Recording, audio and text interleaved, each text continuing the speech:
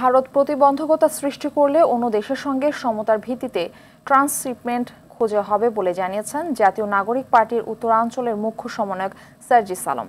দুপুরে পঞ্চগড়ে এক আলোচনা সভায় তিনি এই কথা বলেন।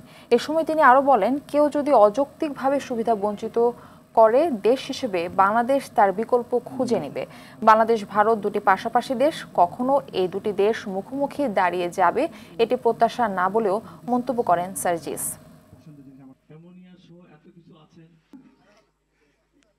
কখনো এই দুইটি দেশের সম্পর্ক এমন হয়ে যাবে না যে মুখোমুখি দাঁড়িয়ে যাবে, আমরা এটা প্রত্যাশা করি না।